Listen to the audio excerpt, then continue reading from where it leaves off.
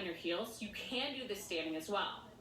After sitting back towards your heels to stretch out the bottom of your foot, you might even find that your big toe feels locked up.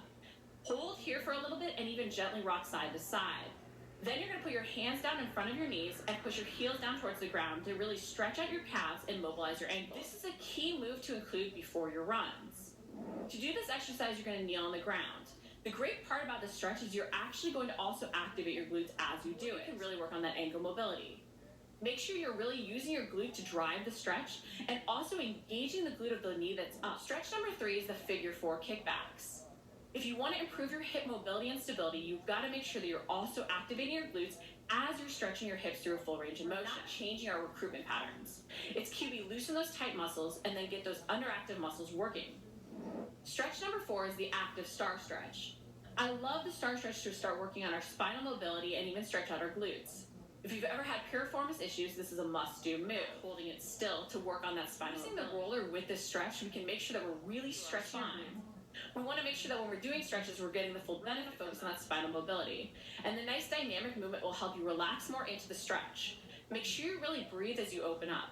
This is a great way to work on that thoracic, end up with not only neck and shoulder and upper back aches and pains, but even elbow issues. A lot of times that elbow tendonitis that we've suffered from that keeps on coming back is due to shoulder mobility restriction. It's really key that we open up our shoulders and we make sure that we work on a full range of motion and stability through that full shoulder movement. Stretch, but also great activation move. You're going to lie face down on the ground and move your shoulders through internal and external rotation, taking your hands from behind your head to behind your back.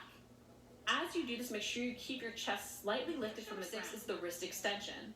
It's key that we work on our wrist mobility if we want to keep our elbows, shoulders, and upper back and neck healthy.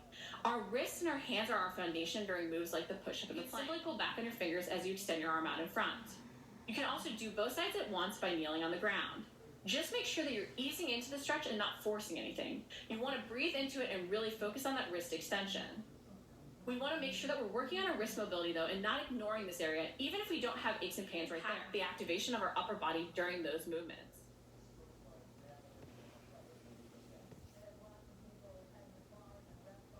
Hey everyone, welcome to 30 Days of Yoga with Adrienne. I'm Adrienne and it is day 30, y'all. I bring my palms together, I tip my hat to you, I bow to you.